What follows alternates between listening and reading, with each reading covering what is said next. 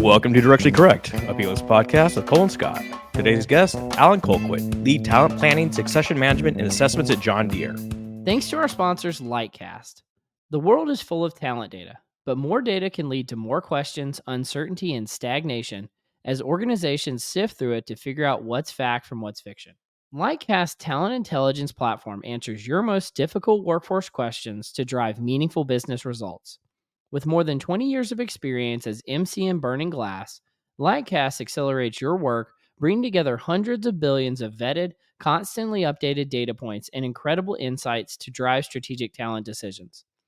Your organization can tap into the deepest open repository of skills, supply, and demand data in the world to transform your hunches into a skills-based future for your organization. Lightcast's flexible solution, used by 67 of the Fortune 100, can integrate your own data, be guided by in-house talent experts, and give you the tools and confidence to explore it for yourself. To learn more, book a demo at lightcast.io. All opinions are our own and do not reflect those of any other organization. I still don't know what people analytics is. The only differentiation I can put in my mind is like dashboards. It's You like, know, what is it? Convergent validity and discriminant validity. Like, it's, I think a lot of times it's easier to say what it's not than what it is.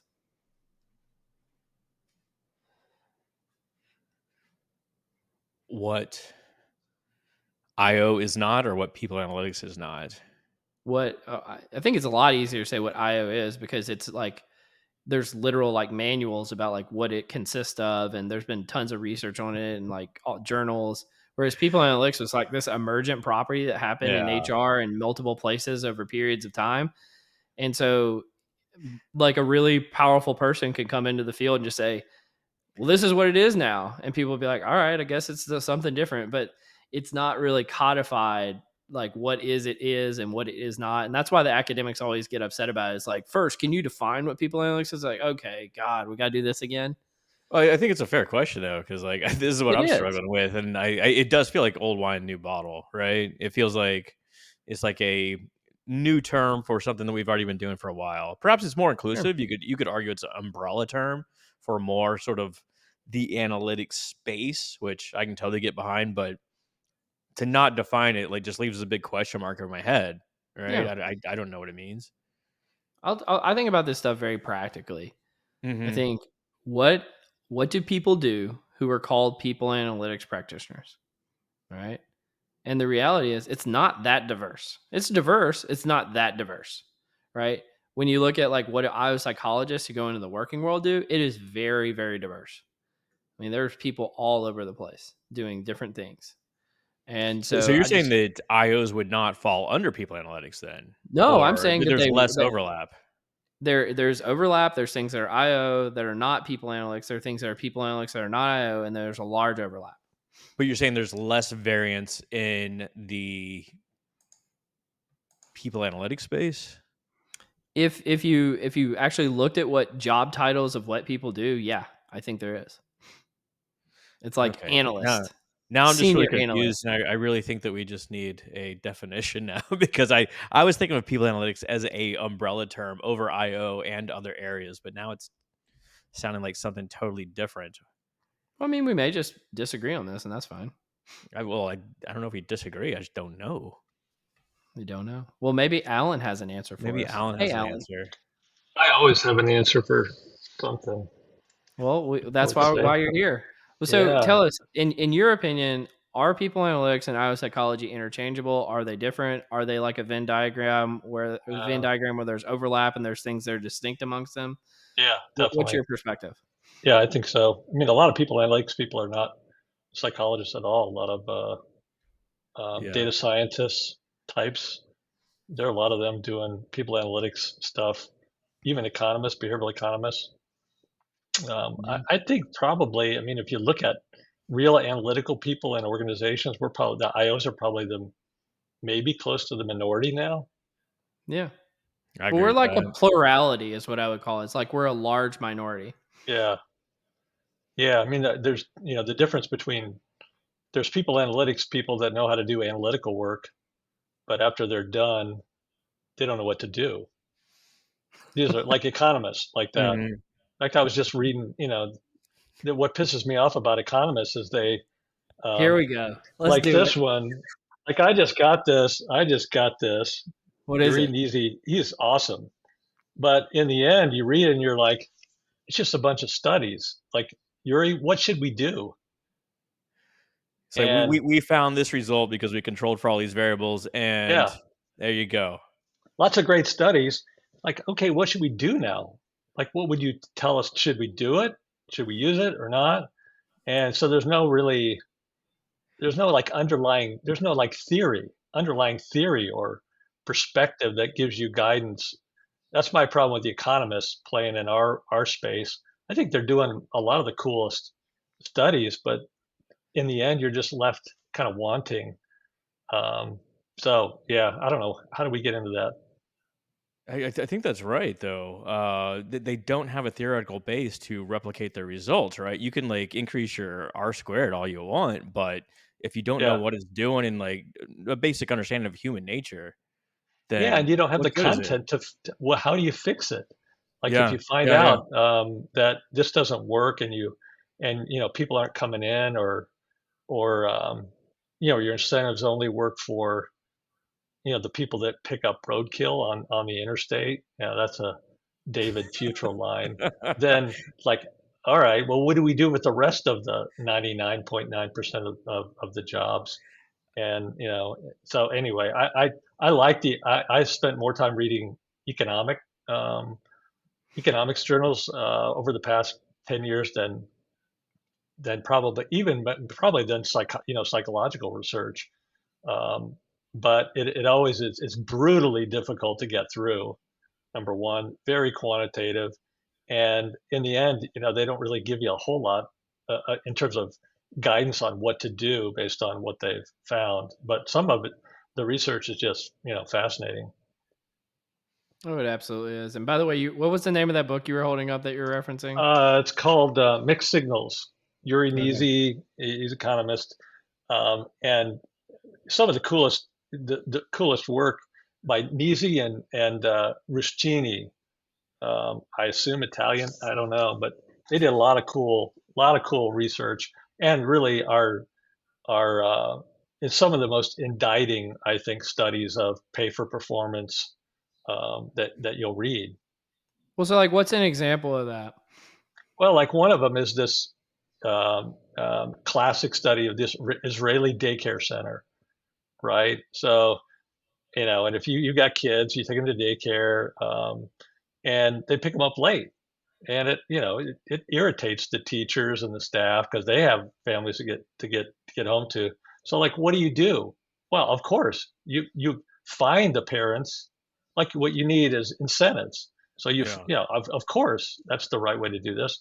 You find the parents, and then they'll stop picking their kids up late. Well, this is the way most incentive schemes work. Is That's not what happened at all. So what you do, and this is one of the coolest things about this area, is that you change the contract from a social contract where you should show up early because you have kids at 2 you have to get home to. They basically, put a cost of being late, and the fine was like $1 a minute. So now I know the cost of time, and it's $1 a minute. I choose how much I want to pay for. So they changed it from a social contract to a financial contract, and more people were late, and even later than they were before. So it didn't work. And Yeah, say, actually, put it on my tab. yeah, put it on my tab. Yeah. The same was true of and so people were later, and even after they removed the fine, people still came. The late pickups were still higher than they were before. You They had need a the similar. social pressure on these folks, right? Like put a wall of shame. Like these are the people that pick up their kids late. Change Yeah, the incentives. Like not financial anymore, but social. yes, totally, totally social.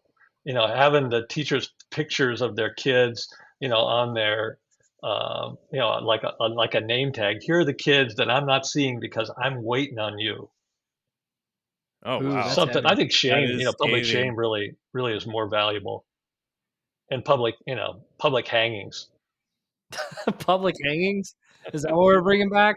Like in organizations, I just sat through, these students were wonderful. The PSYOP Consulting Challenge, right?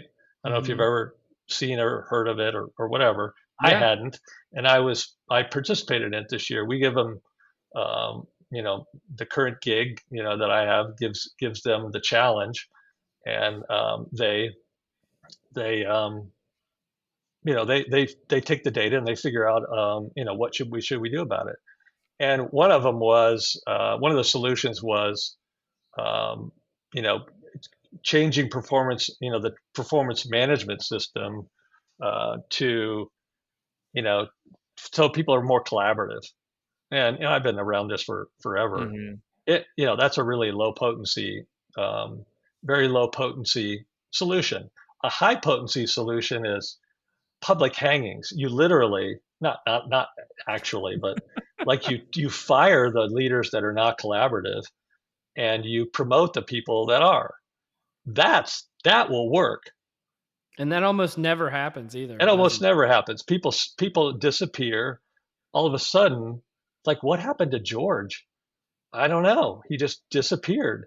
And you would get more value if you said, "Hey, we killed George. He's out back, and there's a tombstone that says he didn't collaborate."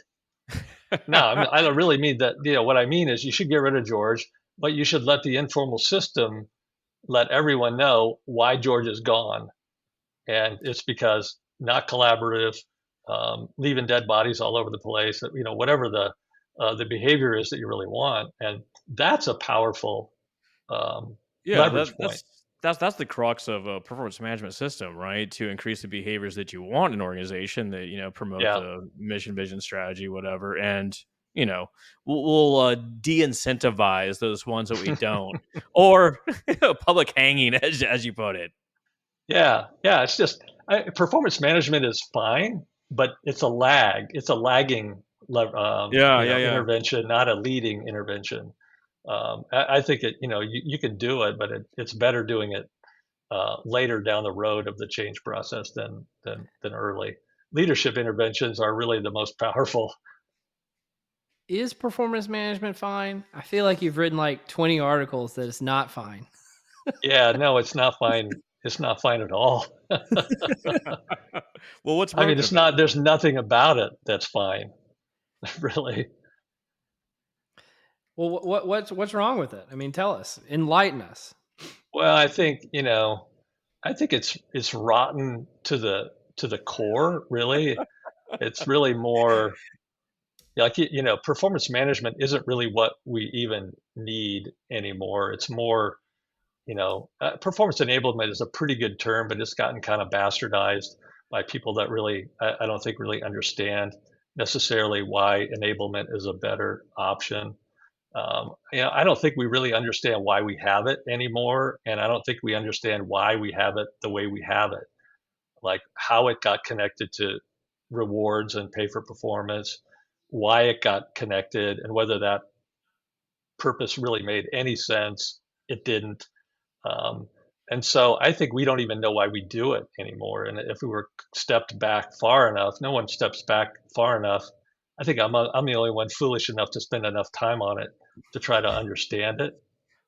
And Like, I, so, I think it started out with noble beginnings, right? Like we do want to increase our workforce and encourage those behaviors, but yeah, over time in a lot of organizations, it shifts to like a political weapon, right? So we want to reward people that we want to move ahead. We want to not yeah. punish, but signal to people that we don't want to move ahead that it's time to move on, or you'll be helped move on. This sort of I, thing. I think it's exactly right. And it's like 1980 is when the bottom fell out of performance management, when we connected first started connecting, performance measures to rewards. And and back in like in the Was that 80s, the early, GE? Was that the GE days? no, GE was I think GE was a reflection of this move early on, but it really started out with like tax law changes trying to reduce, and regulatory changes to try to reduce the amount of CEO pay. Mhm. I Mm. spent a lot of time on this trying to figure this out, and it just it's not no one really I don't think thinks much about this, but back in the in the 80s and early 90s they said CEOs make too much, we have to get a rein it in. So let's make regulatory changes, start reporting the pay of the top four officers in the shareholder statements, and let's also make it tax any compensation for executives and CEOs above $1 million, unless it's performance based. And so smart people and smart Ah, boards said, yes. okay, stock options become in vogue. I mean, radically. So I think the amount of pay that was performance based for CEOs went from 10% to 90% within like 5 years. And And so what was this an happens? intended consequence or an unintended Totally consequence? unintended. Totally Okay. unintended. I mean, the idea is great. Like, let's do public shaming. Let's publicize how much people make. The problem with that is there there wasn't a market for CEO pay before that because there wasn't transparency, Hmm. right? So what that did is it created a market, a transparent market for Comparative CEO pay. market. So I found Yeah. out Scott's making, 10 million and Cole's making 12 million. I'm only making 6 million. All of a sudden, you can see how CEO pay just started ratcheting up because of it. Now we have a transparent market. So it absolutely worked. It made things dramatically worse. And You also so like all of us, yeah. Oh, go ahead, Scott. Oh, I'm sorry. You also changed the incentive structure. Like your incentive now is to increase shareholder value. Yeah, You're no longer focused on the bottom line of the organization, improving the customer experience, right? You you're increasing your own compensation through yeah. stock options. Or the board Yeah. is. Yeah, yeah, yeah. And pretty much, these people now have agents, but yeah, the board is saying, what's it gonna? We don't want somebody like if you're, this is just how crazy it is. You have a board member who says, "Geez, I mean, do we want somebody who's paid below the median Yeah. of CEO Subpar pay? That doesn't seem to CEO. make sense."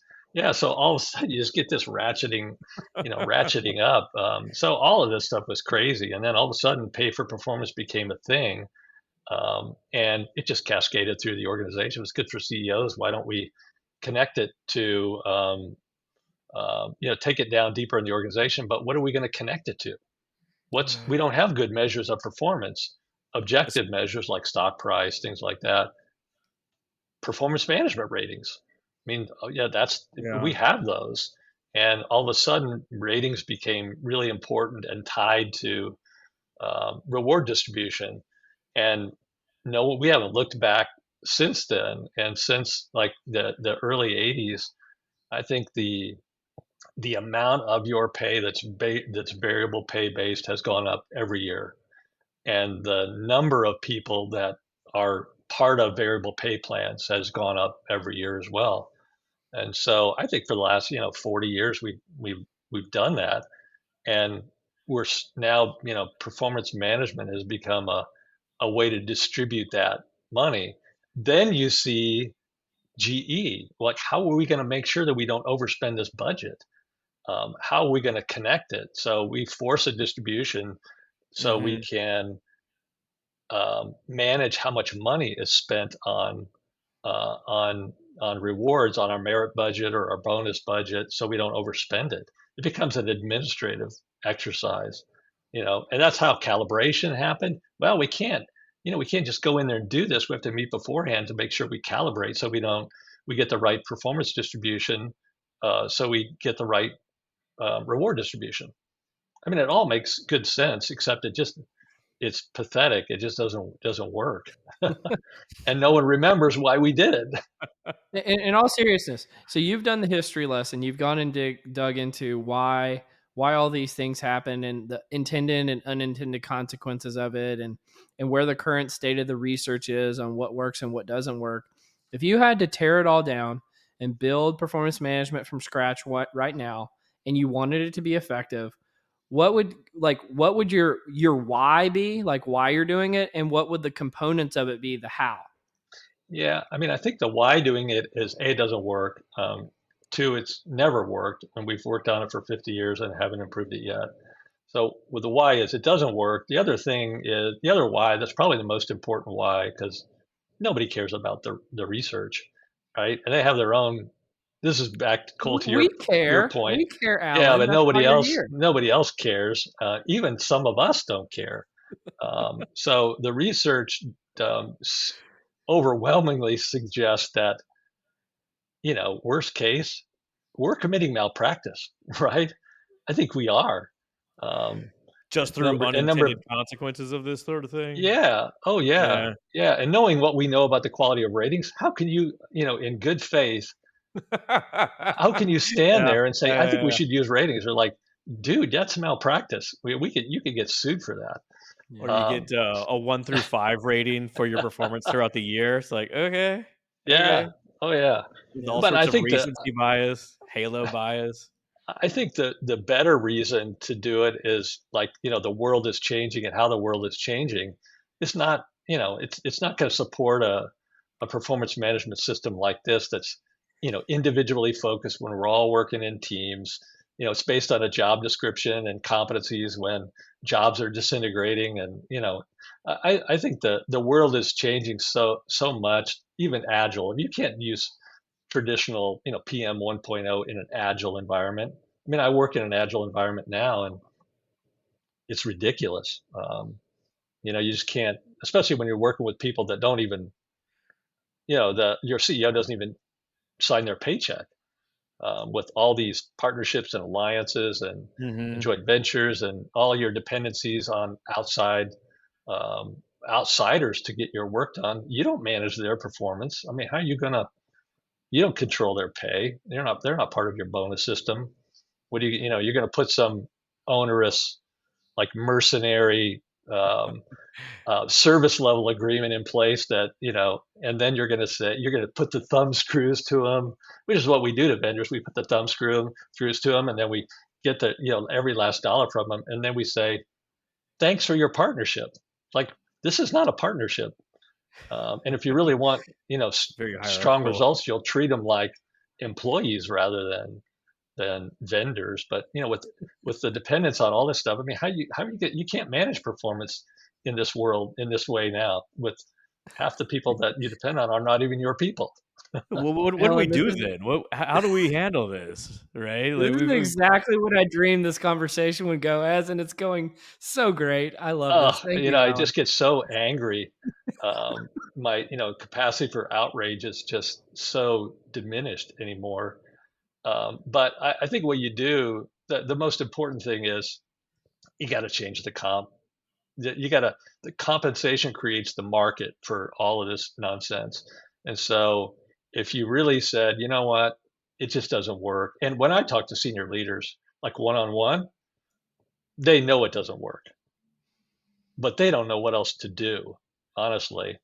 And I mean, this is why it's PM is really kind of a wicked problem. Have you heard the term wicked problem, like obesity, crime? These are problems that are so difficult to solve. I think this is only Mhm. in our version of a Boston. wicked problem.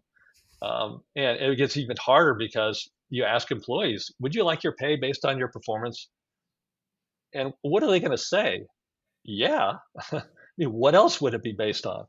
And so, part of the problem is that employees want, say they want this stuff, but they don't know any better, either. But so I think you got to get rid of the pay part. You got to say pay for performance doesn't work. We need to find a way to um, motivate without money and manage compensation without differentiation and pay for performance. And you can do that, but it goes against every fiber of every executive's training and being and DNA. I mean, like So what? I'm imagining like a manager walking around and like he walks into a meeting with like his direct reports and it's like he's got a shirt on with their photos on it. It's like we didn't do good this quarter because these people fucked up. All right, Ooh. back to the elementary school. Yeah, Yeah, I mean, it's that's what needs to happen, but it will. I mean, yeah, I've been called a socialist pretty often, for that Are you? reason that the best thing to do is, is um, pay people based on what it's you gotta pay them well, right? So Yeah. pay people above the market. Like if Cole's is our best employee, why are you paying them at the median, right? This is the comp people rule the world, Right. right? They do merits, they do salary studies, and they say, well, here's we're paying at the median. We don't want to overpay people. Why not?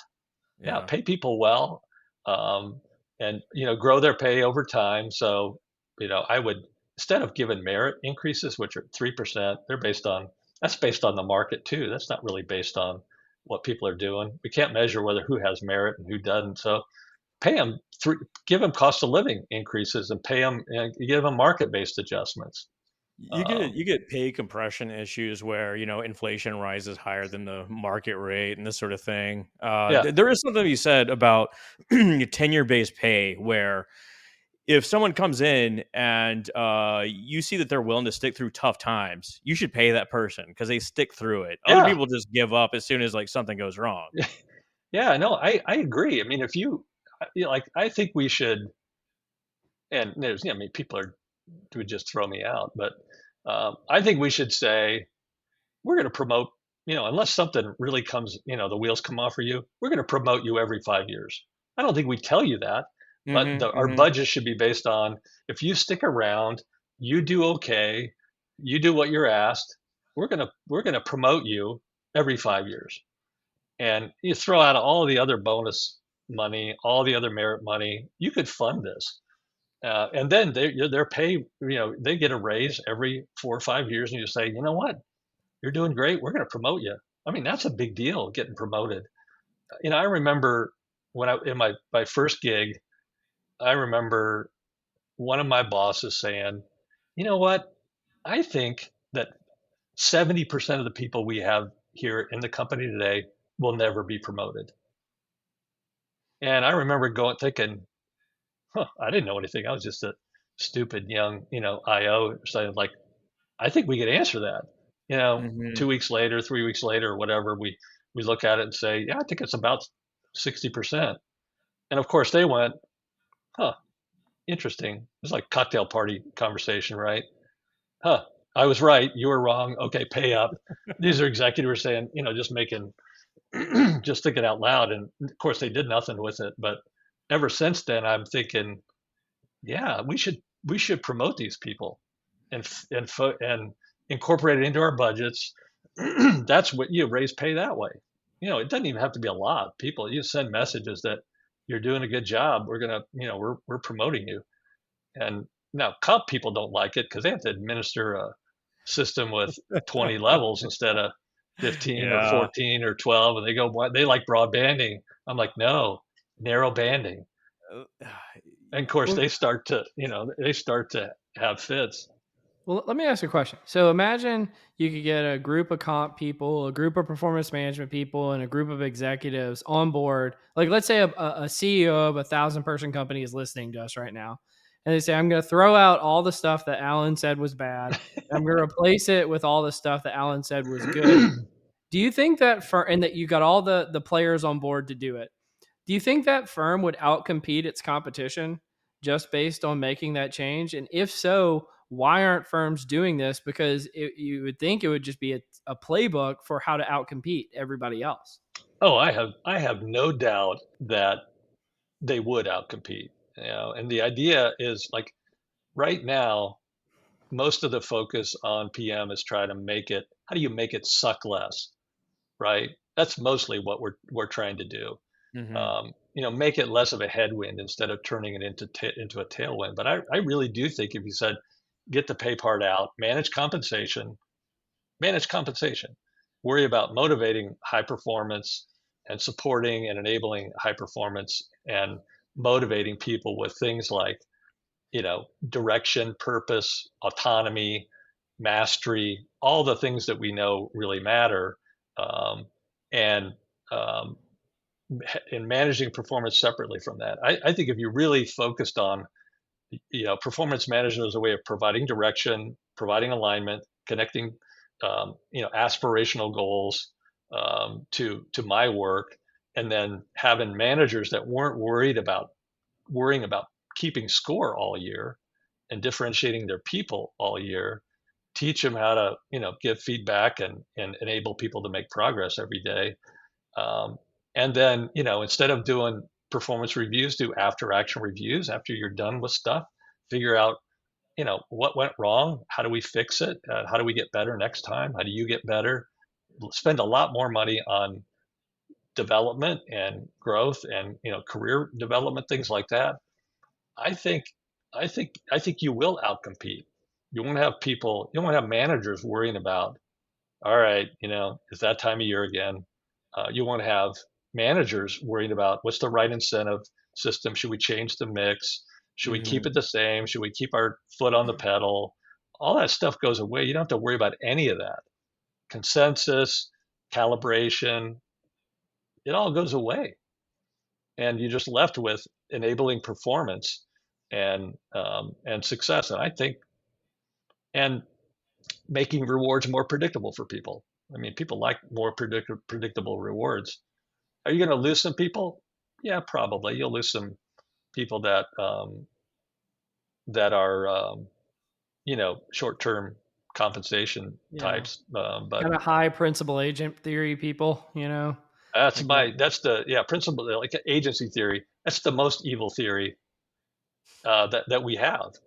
And I blame the economists and the management people. That and tournament theory. It's like Yeah, ruining that is our true. companies.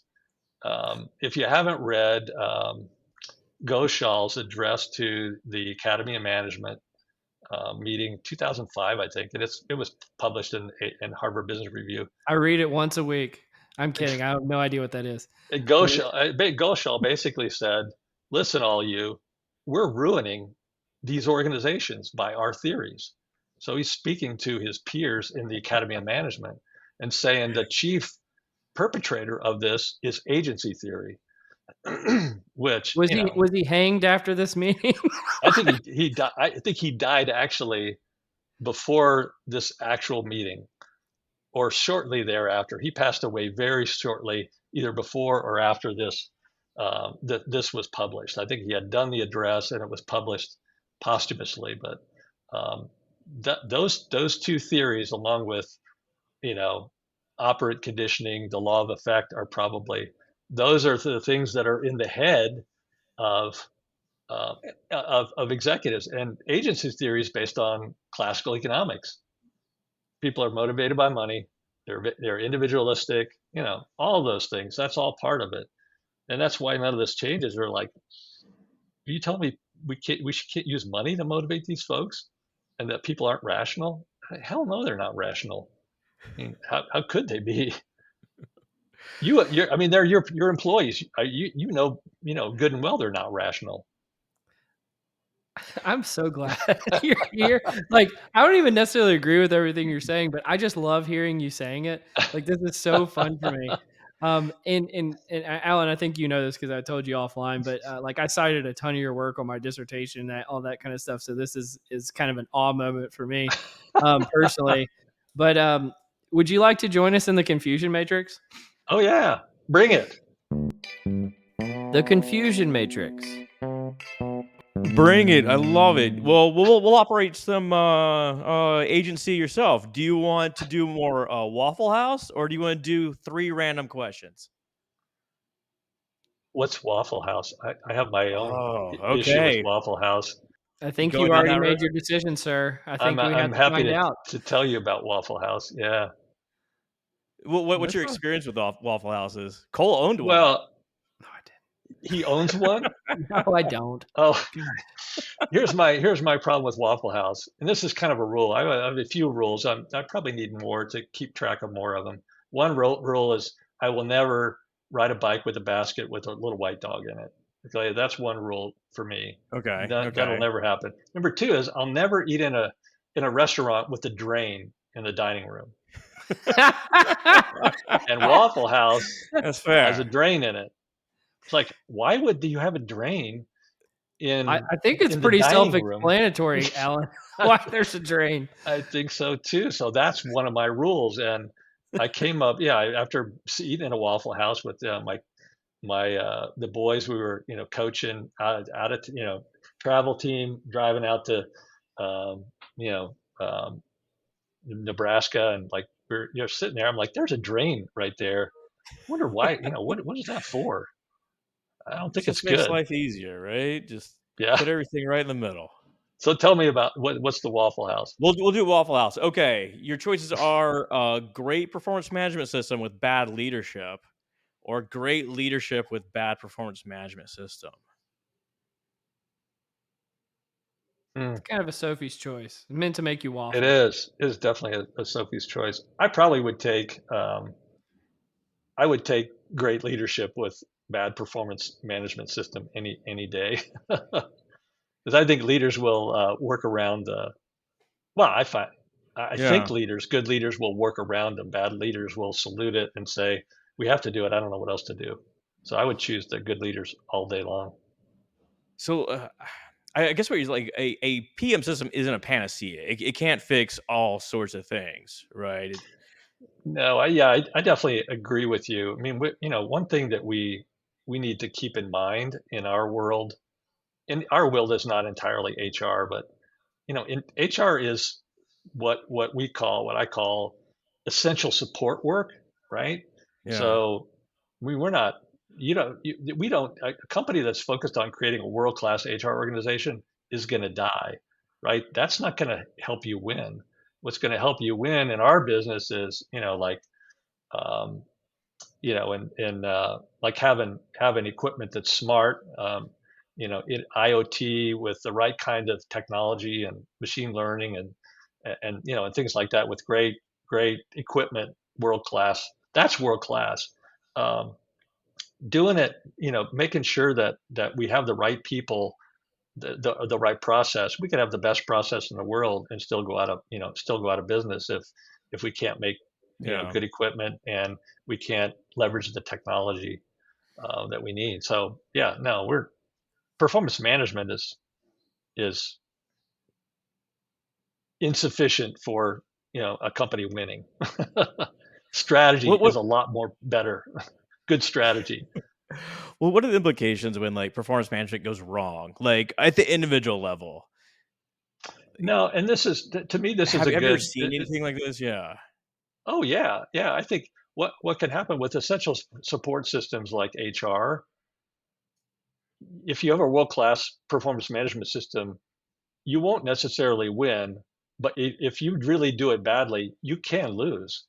Okay, that could put you out of business. Yeah. Yeah. Litigation, promoting the wrong people, measuring people really, poorly, and making yeah, and having ratings that show adverse impact. I mean, you could really be on the back end of a really awful litigation that damages your reputation enough that leads you to lose customers and so on. But that's the standard for essential support work is at least as good as your competition.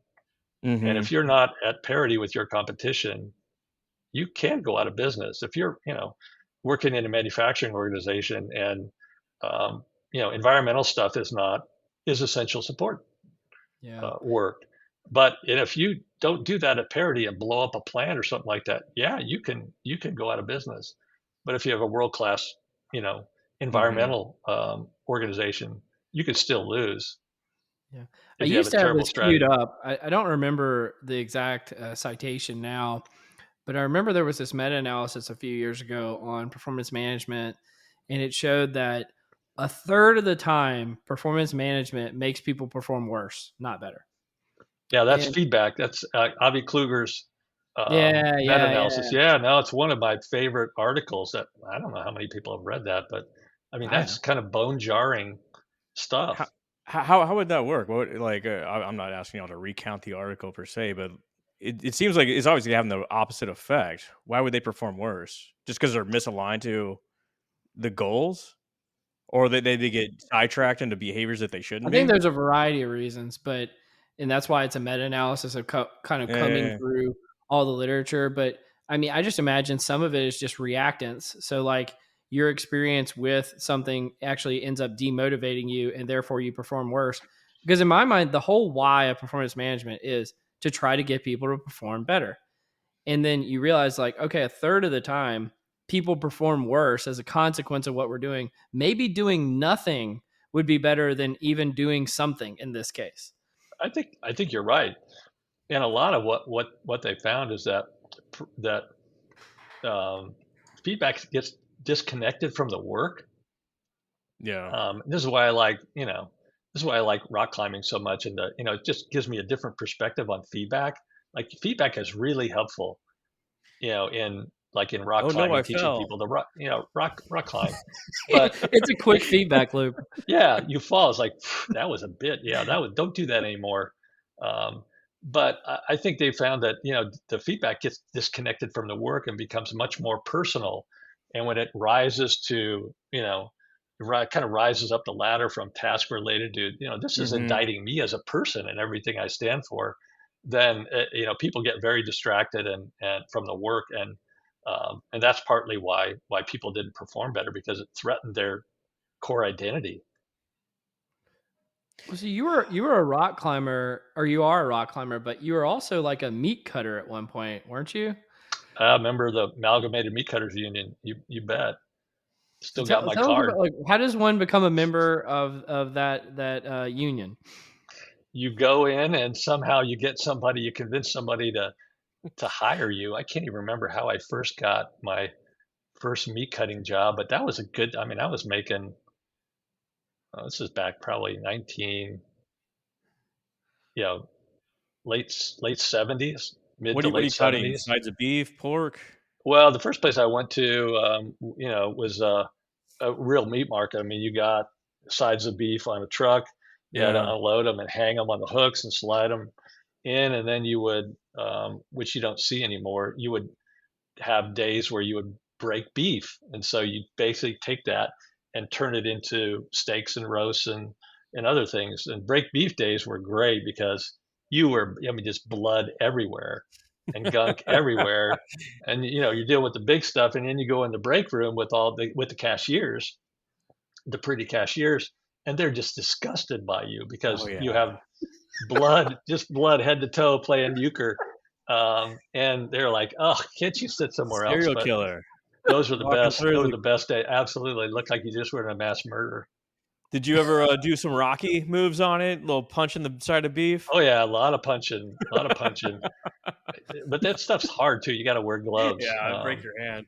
Yeah, but the second place I worked, by then they had started to, do a lot of that work, the breaking down of meat into, we call it box beef, where it comes, you get the roast already in a box, and they've already done all the fun work for you, running the bandsaw, and pretty soon you're not doing much with, a bandsaw and a grinder and a cuber, which is the most dangerous machine that on day one they teach you how to dismantle all the safety. Like one Yeah. of the things I learned is like how do you dismantle all the safety equipment, all these machines, Oh, and great. yeah, and it's the trade-off between safety and productivity, right? And if anyone who made these machines like kind of sat there and watched you do it, they would say, "We got to do something different on this. It's hard to actually do your job with Yeah. this safety equipment." But Well, from your um, experience, like, what's the best cut of meat like that you can have? yeah, I mean, this is really important. Like all this stuff, if you go in somewhere and they want to give you oxtail, tongue, um, sweetbreads, I don't have to eat that stuff. I live in a first world country where we have like we can enjoy the real good stuff. Like for me, I probably like a fillet because Okay. it's not fatty, um, and if you like really tasty, a prime rib with all the fat, that there's nothing like a bone, especially bone in. Bone in's important because you get a lot of flavor from the bone, but you also get a lot of flavor from from the fat. So rib eye, prime rib, very very tasty. Um, And the further you get up the loin, the worse it gets. So I think Mhm. T-bone, New York strip, good. Porterhouse, pretty good. Sirloins, you start to get Yeah. much Leather. much further away. Yeah, Good no. Mhm. steak. Yeah. What's your order, Cole? Like you go to the steakhouse, what are you getting? It's like the bone-in ribeye if they have it, Yeah. or it's the Cowboy. Yeah, prime rib if they have it, like that. Those are my go-tos. yeah, Yeah. What about you? I am a ribeye guy. yeah. See, it's good, Barbecue's tasty. brisket. Barbecue's Oh yeah, brisket. Yeah, for sure. yeah. And Good. brisket is good because they cook it for 12 hours. Like if you just ate Right. brisket, or flank, like if you're eating Mexican, you get a flank steak. Like, why would anybody eat a flank steak? Because I've taken them out, and Yeah. I'm like, and that's the stuff we used to make cube steak out of. And the cuber is basically these cylindrical knives that, like a washing machine thing. The old washing machine, where you put the shirt through there and squeeze out all the water. And that's what you can't get your fingers too close to. But the flank steak, you put that through the cuber 50 times before you would put it in the tray and sell it as cube steak. So, like, why would I eat that? Well, you got to Yeah. marinate the Instant hell out of performance it. management with the fingers, right? We'll tenderize the hell out of it and put a lot of spices on it, and it'll taste okay. Oh But yeah, yeah. So yeah. yeah, no, you're on the right track. Well, Yeah, you want to yeah, do some, Alan? I know you've listened before. You want to do some nerdery? I do. Yeah, The nerdery. All right. I really loved the last episode. I'll see if I get a chance to throw some bones in there. Yeah, let's Yeah, do let's it. see let's see if I can work some of this stuff in. Where do Fair you want to enough. start, Cole? Where do you want to start? Well, it sounds like Alan's a nerdery guy. So there's kind of interview people who like the interviews, and there's nerdery people. Sounds like you're a nerdery guy, which is good. Yeah, I I don't know. enjoyed the nerdery. The nerdery is getting shorter and shorter over time. This is not Well, we ideal. can extend it. We can make it longer. Well, we've been talking about the finer things. Why don't we talk about the finer details, Scott? Finer details. Okay. So I became interested in these sub facets of personality. So we typically think about, the big five, or people have conscientiousness or whatever. But this is, of course, a psychometrically driven construct. So under conscientious, you may have dutifulness, or shows up to work on time, this sort of stuff. And then below that, you have different facets, etc. Pardon me, nuances, which are like individual sort of item behaviors.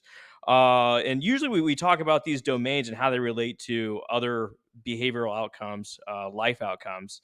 But this study tested, can you actually produce better predictions by essentially correlating the not only the domains but the facets and nuances with these life outcomes? They found that those facets predicted better or explained more variance than the domains, which predicted better than the nuances, or probably the nuances predicted better than the facets.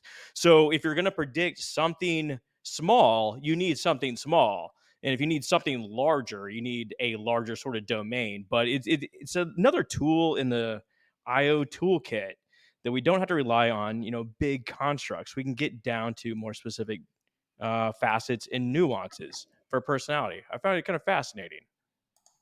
Oh, What, what's your I what's love your that. favorite construct, Scott? My favorite construct? Yeah, or like your favorite facet? I openness. Openness. Openness. Yeah. Yeah. If we're going to big five. Yeah, I remember there was a facet underneath openness that I did my master's thesis on called intellectance. And Intelligence. I couldn't even tell you what it is now. I just remember I love saying it because it makes you sound intellectual. Yeah, I like it. I Yeah. like it. I like openness too. And Well, I mean, I like the idea. I'm a biodata guy, so I've been doing Yeah. biodata my whole life.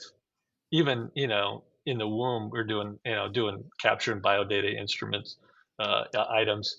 So I started doing biodata early on with John Callender at my first gig. I don't know if you know who John Callender is, or read Not any of the familiar. old. validity generalization work. Oh, okay. Yeah, John Callender and Osborne, Bart Osborne, Mhm. early on, and he introduced me to biodata. We were using biodata there, and it's super powerful, and it's all facets, or it's all nuances. It's Yeah. all and and I've been doing it with a career interest inventory that we developed as well, and I've just seen aggregating these, you know, item level nuances. We got way better prediction than, everyone was always talking about making, rational biodata, trying to aggregate these into more rational, um, facets or even larger constructs. And I think there are some in there. Um, the three this is, early on, and there were three things that were important at this company: brains, breadth, and balls. Right, and you could aggregate all of the biodata stuff we were doing into one of those three categories. But when you did that, you actually got worse prediction. People understood it, Yeah. but the prediction was actually worse.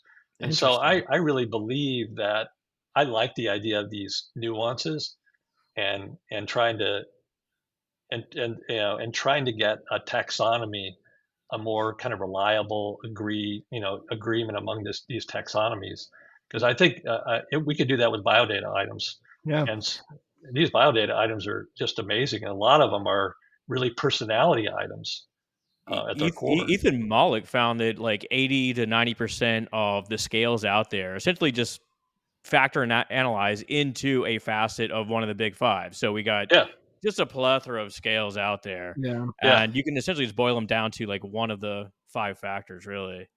yeah. Well, and like if you were trying to do assessment to predict things, and you were trying to develop a scale in 2024, it seems like, what's raked over 1,000 times? Well, personality, situational judgment, all Yeah. the typical kind of go-to places. And it seems like, especially with where machine learning is now, biodata seems like a really untapped area. And I've thought that for a while, why more companies aren't investing in that space to try to do prediction seems like a really good idea. I think it's I agree 100%, and I've never seen in my experience, 30, 35 years, I've never seen anything do better. But there are lots of barriers to it. People like what you'll never get is someone who takes the Hogan Development Survey, and they go through it, they take it, and they say, "I want to look at the questions," right? And you're like, no, you can't look at the questions. Yeah. But when you do biodata, they want to look at the questions, and you show them the questions. They're like, what the hell is that? You know, here's my favorite biodata item. It's the best item I've ever seen. It's one item, validity, literally sometimes double digits, like 0.10, 0.11, one item. I am most energetic in the A morning, B afternoon, C evening. Amazing. But somebody looks at that and they're like, "What the hell? What does that have to do with, Interesting. designing carburetors?" Uh, but it works every time, and it's the best item. But you have to explain it, and managers get kind of suspicious about that kind of stuff. The Air Force found that the biodata item I developed or built model airplanes as a child was like one of the best predictors of Oh pilot yeah, success, which, yeah. there's all sorts of things there. There's like just an interest in aviation, and there may be some, mental projection of like seeing yourself in the cockpit as a child flying around. Who And that knows? one makes, I mean, that one makes a lot of sense. Like the ones when we were predicting innovation. Did you ever, as a kid, did you ever take take things apart just to see how they work? Yeah. Works extremely well. Those really kind of face valid biodata items frequently really do work really well. You want to hear my crazy idea for personality is Yes. whenever I die on my gravestone they put like my big five scores or like the INEO 16 or something like that. Just give someone more information about me as a human than like my name Yeah, and date. Just you know, "Oh, yeah, Scott, not I so like it. altruistic, I see." Or, like, not so outgoing. Here's his openness score. It was his favorite construct, High we heard. openness, yeah. And I could see on mine, um, Alan Colquitt, lowest empathy score of any psychologist in the state of Indiana. Yeah. Hedonism score 6. So that's one of the things that, like, I have the lowest hedonism score I've ever seen. I mean, anyway, on the Hogan MVPI. It's like, dude, I gotta have more fun. I used to have a little post-it on my screen that said, "Choose fun."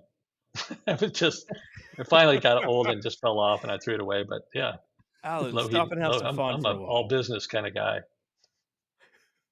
Oh, I man. like that idea though. But we need to normalize this, bringing, people's personality. Give a little bit more information about their life, for Oh better or yeah, worse. yeah. No, I like this facet or the nuance idea. I'm all there, all Yeah. in. Well, Cole gave me a personality test and, turned up negative. That's a It's a good psychology humor right there. go-to personality joke. I love Yeah. that. Well, we've hit on it pretty good, but I think it just let's hit on it some more. And I'm sure this is probably a friend of yours. But we have this article from Kevin Murphy in Human Resource Management Journal. Performance evaluation will not die, but it should. He's I mean, you can ignore me all you want. I'm just some guy, that's read a lot. But if Kevin Murphy says you should stop performance ratings, I mean, we should listen, right? I mean, that dude spent his career building Yeah. performance ratings, and Kevin and I, this is one of my most favorite psyop events, was the debate we had, the ratings debate. I think we had a debate in 2015, and it was two sides. We had Kevin and I were on the anti-ratings side, and I think it was um, Mike Campion and Amy Grubb maybe, I think and I was actually Seymour there. Adler. Seymour I think Adler from Mhm. Aon and now Concentric was in yeah. there, and we were the anti side, and I think Kevin, he just slayed him, and I think we won, and we wrote an article about it later, and most of the pro rating people all their arguments were pretty weak, but if Kevin says it should die, you should listen. What he says that here are the four primary barriers to successful performance evaluation. It's the distribution of performance, the continuing failure to devise reliable and valid methods for obtaining judgments about performance, the limited utility of performance feedback to employees, which we've kind of hit on in this conversation earlier, Yeah. and the limited utility of performance evaluations to organizations, which we've also hit on. But yeah, I actually Yeah. think I was at that debate, Alan, and that was a lot of fun to witness the history of biopsychology happening in front of your face. Because I mean, this was a huge debate a few years ago of like, should we just kill performance management? But then again, the law of unintended consequences. What crept up in its space was doing shadow performance management behind the scenes because they didn't get rid of pay per performance. Yep. So they still had to have some kind of Mhm. ratings to legally justify pay per performance. They didn't get rid of that, so they just did that. And in my opinion, that's even worse. The other experiment I've seen, and I'd love to get your perspective, is companies moving away from traditional performance management to just using 360-degree feedback in its place. What's your perspective on that? Yeah, I don't, to me, if you got rid of the comp side, reward distribution, if you disconnected these two, I'm all for it. I mean, um, the development part would be much stronger if you had better data and help people, come up with better development ideas. I think my normal kind of answer to that question is performance management isn't about development. So it's about performance, Mm-hmm. and I'm fine with development objectives that are going to help you perform better. Put it in your plan, for sure. development is too important to be tied to performance management, right? And so I would have a different process, that's focused on longer term development, which is critical. And I would have 360 be a part of that. Okay. But what I don't want to do is connect 360 to reward distribution. I mean, people will manipulate the hell out of it, and Well, you're now incentivizing likability and other aspects that are not yeah, directly job related, yeah, right? because I really like 360 a lot. But I've changed my tune on this dramatically over the years. Because initially it was like, no, this is good data. Let's use it to, to distribute people.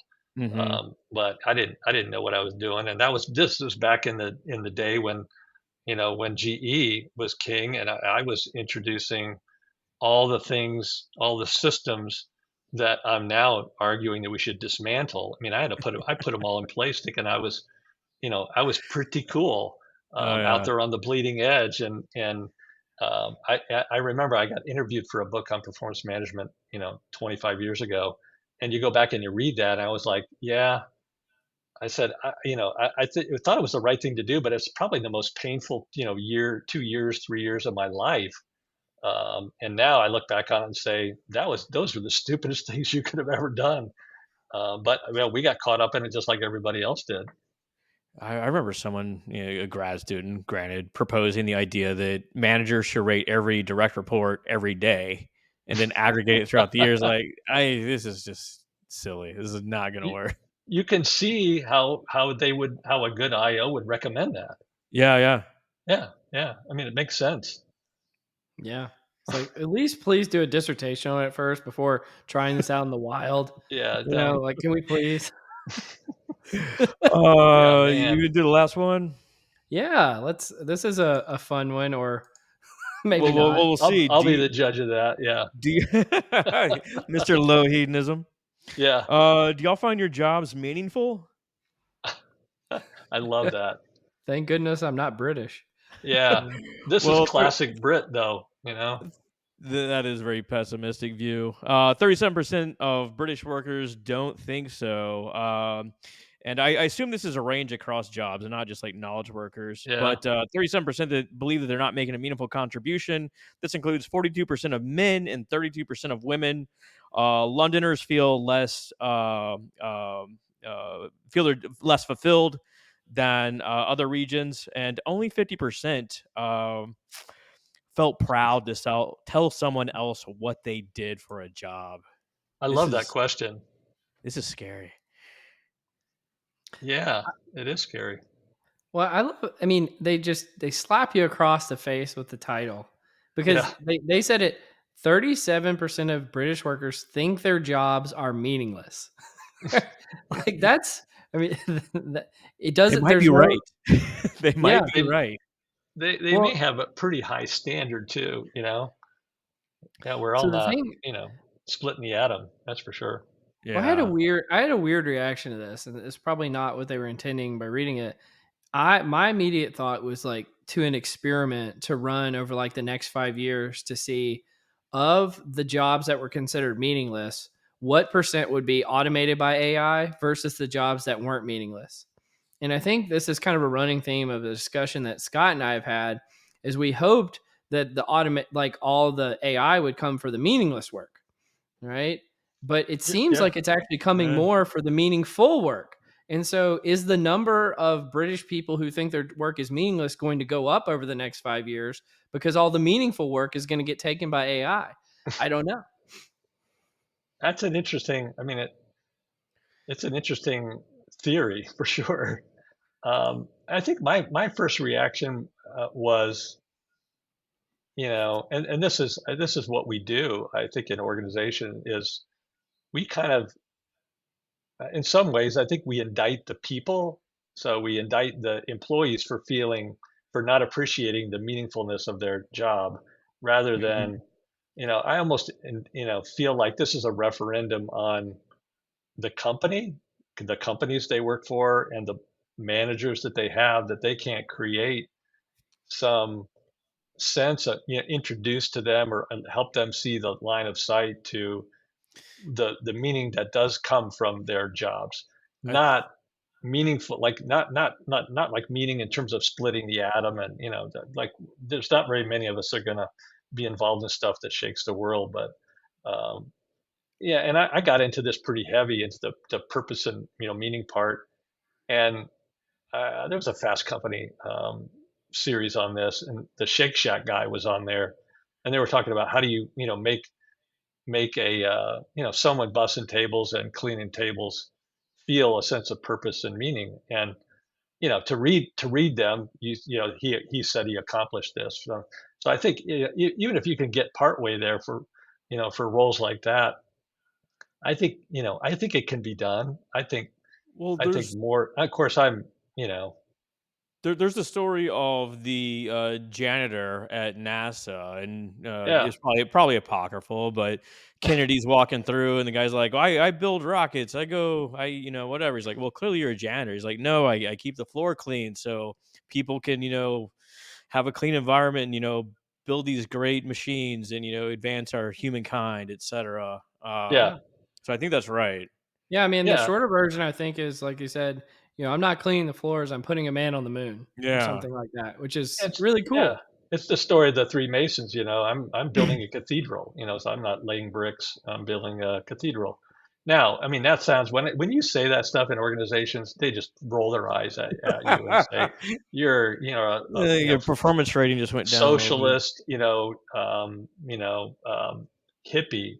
So yeah, but I do think that it's possible to get people much more comfortable, even if if you get people identified with what you're trying to accomplish in your company, um, then and you connect, you know, your goals and objectives to those. I think you'll get people feeling a lot more meaning in their life and in their Mhm. work, and also the way cognition and works is that pretty soon you begin to connect those to yourself, just more, Mhm. unconsciously. So you start feeling better about it just because you're doing something that your boss loves or your organization loves. And yeah, I think it's more of a part of it's a marketing campaign, but part of it Yeah. is real, Yeah. real I connection. I love the positive spin you're putting on it. My mind immediately went to where Cole was going as well. It's like all this Gen AI. Say like a lot of people are put out to work, or they no longer get to engage in cognitive task, as it were. I don't know what's going to happen because people derive so much meaning from their work and so much of their just personal happiness from having something to do that contributes. And what Yeah, happens when you sit on your ass all day? yeah, I mean, I'll build on what Alan was saying is like, maybe some of that meaninglessness is self-inflicted due to our own like Absolutely. cynicism or, we're Absolutely. worried about being cringe or being cheesy. I mean, I'll say this in the last like 2 or 3 years, I've consciously leaned into being more cheesy and being more overtly saying, like, this is meaningful to me. This matters. This is what I yeah, care about. And I think that kind of stuff is just like cynicism is infectious. I think, being cheesy, but being authentic is also infectious. And so we should do yeah. that. Like this stuff matters. Like honestly, having you on the podcast, it's made my day, man. Like this has been awesome. And I'm This is what I not. dreamed. Like when we started the podcast, this is what I dreamed it'd be like. If somebody comes on, they're like, burn it all down. And I'm like, yes. It just doesn't happen that way. So this is fun. I don't That's know. really the way I end most of the presentations I do is that with the picture of you know, Cortez burning the ships in the harbor. It's like, start them on fire, man. We're not going back. Yeah, Burn it down for sure. that's funny. Well, it's been fun, Alan. I'll leave you with a bar scale. Why not? Keep with the Yeah. performance management roots. From a scale of like 1 to 3, like was this like cringy, as Cole mentioned there, or like memorable and captivating? How'd you Oh, rate it? this is the most memorable and captivating podcast I've been on for I think sure. we won. Yeah. That sounds No, very and cynical. just to be clear about, like, you can't really see everything, but Um, I got to find a way to work this in. I'm about, probably 1.25 princes high and probably 1.5 princes in terms of of mass. Wait, That what? was one of Oh. my favorite lines I from the forgot the last Prince scale. podcast was Prince as a unit of measurement. I love that. Solid. Oh yeah, I no, just I mean, realized what you were talking about. I I was tell like, you, oh, God. it took you a while, and so Yeah. I don't know how long ago that was taped, but I wrote that down. I like that. Prince as a unit of Prince as a measurement. unit of measurement. Yeah. Well, who was that with? I can't even remember. That was the Michigan State guy. Oh, yeah, Carter, yeah. What's it? Nathan. Yeah, yeah, Nathan Carter. Yeah, the running back. That's funny. Oh, yeah. That's really. We're gonna have to start asking all of our guests how many princes tall they Oh, are. I thought for sure you were going to ask me for right out of the gate. I meant to do it early on and say, okay, you need to know a few things about me. I'm about, 1.25 princes tall and about 1.5 princes in weight, We got your and stats. about 1% of Prince in terms of guitar ability. Yeah. This is great stuff. Well, Alan, you've been fantastic, and I appreciate your high rating for the podcast. But you've been listening to Directionally Correct, a People Analytics podcast with Cole and Scott, and today's guest, Alan Colquitt. Thanks, Alan. You bet. Hey guys, Directionally Correct is dedicated to you, our listeners, to help educate and entertain you on how to effectively do people analytics. By supporting this podcast, you are helping us continue to provide valuable insights and knowledge to our listeners. Please consider becoming a patron of the podcast. You can find the link to sign up in the show notes or at patron.podbean.com/directionallycorrect. Thanks for your support.